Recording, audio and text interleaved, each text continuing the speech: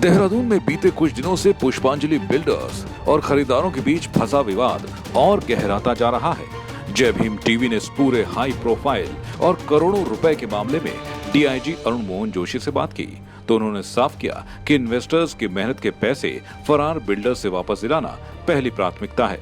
इसके लिए सख्ती भी करने से पुलिस पीछे नहीं हटेगी।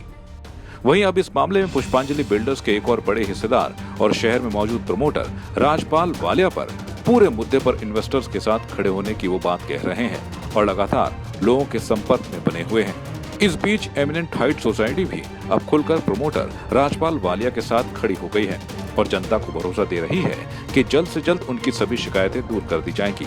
जय भीम टीवी भी लगातार पुष्पांजलि बिल्डर्स मैनेजमेंट से अपनी खबरों के जरिए ये अपील करता रहा है कि वो जनता के सामने आए और उनके सवालों के जवाब दें, जिसके बाद अब हमारी खबर का असर हुआ है और फरार चल रहे दीपक मित्तल के कारोबारी पार्टनर और विवादित टावर के प्रमोटर राजपाल वालिया ने अनौपचारिक बातचीत में कहा है कि वो देहरादून में है, कहीं भागे नहीं है और जिन लोगों ने भी उन पर भरोसा कर इन्वेस्ट किया है उनको किसी तरह की परेशानी नहीं होने देंगे। इसके बाद जय भीम टीवी ने एमिनेंट हाइट्स सोसाइटी के प्रेसिडेंट और सेक्रेटरी से बात की। प्रोजेक्ट हमारा काफ़ी हद तक कंप्लीशन की कगार पर है। करीबन आप देख सकते हैं कि 75-80% प्रोजेक्ट कंप्लीट पड़ा हुआ है। तो हम लोगों ने डिसाइड किया कि आगे लीगल लड़ाई लड़ी जाए या इसको हम खुद कोशिश करके कंप्लीट कर लें, क्योंकि अभी इस समय हमारे लोगों को जो पैसे बकाया देने थे और जो पैसे में प्रोजेक्ट कंप्लीट होता था तो ऐसा प्रतीत होता है कि ये हम पूरा कर सकते हैं। तो इसी के चलते हमने एक इनिशिएटिव लिया, लोगों से कांटेक्ट करना शुरू किया, 1-2 प्रिलिमिनरी मीटिंग्स बुलाई, एक एसोसिएशन का गठन किया और इस गठन के दौरान हम लोगों ने राजपाल वालिया जी से, क्योंकि वो ही कांटेक्ट में थे हमारे और तो दीपक जी तो हमारे कांटेक्ट में अवेलेबल नहीं थे, तो उनसे हमने कांटेक्ट करा और हमने उनसे रिक्वेस्ट करी कि आप सेल डीड करिए।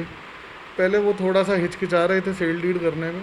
उसके बाद हमने उनसे उनके वकील से मिले कि यदि कोई बीच का रास्ता निकालना पड़ेगा, यही काम कोर्ट करवाएगा या हम करेंगे। तो अल्टीमेटली उनका सपोर्ट हमें मिलना शुरू हुआ और आज की डेट में मैं पूरे दिल से बोलता हूँ कि उनके सपोर्ट के बिना ये प्रोजेक्ट कंप्लीट नहीं हो सकता था, जो अब लगता है कि हो जाएगा कंप्लीट। देखिए, मैं ज़्यादा तो इस बारे में नहीं कह सकता, लेकिन मैं इतना ज़रूर कहूँगा कि जहाँ तक इस प्रोजेक्ट का सवाल है, जहाँ तक हमारा सवाल है, हमें राजपाल वालिया जी का इसमें सपोर्ट मिला है और कहीं पर भी ऐसा नहीं लगा कि उन्होंने हमसे कोई अनजस्टिफाइड बात करी हो और उनकी पूरी मंशा है कि बायर्स के इस प्रोजेक्ट के कंप्लीट होने से या दूसरे प्रोजेक्ट के कंप्लीट होने से बायर्स के घर मिल जाएं। तो ऐसा लगता है कि उनकी पूरी मंशा है इस चीज़ के बारे में। नहीं, जो लोग परेशान हैं उनको मैं यही कहना चाहूँगा कि जो अपनी परेशानी को जो है वो थोड़ा सा धैर्य रखें और जिस तरीके से हम लोग आगे बढ़ रहे हैं और अच्छा होगा, घर मिल जाएगा, एक भरोसा ही रख सकते हैं हम लोग और होपफुली एक पॉजिटिव थिंकिंग लेकर के आगे बढ़ना चाहिए। पॉजिटिव थिंकिंग है, राजपाल जी सबकी रजिस्ट्रियाँ कर रहे हैं, पैसा एसोसिएशन के अकाउंट में आ रहा है, तो पैसे लोगों के सेफ हैं जो दे रहे हैं, रजिस्ट्रियाँ हो जा रही हैं तो उनके घर सेफ हैं। अब बच्ची ये बात काम करने की, तो काम करने में यहाँ 3 टावर हैं।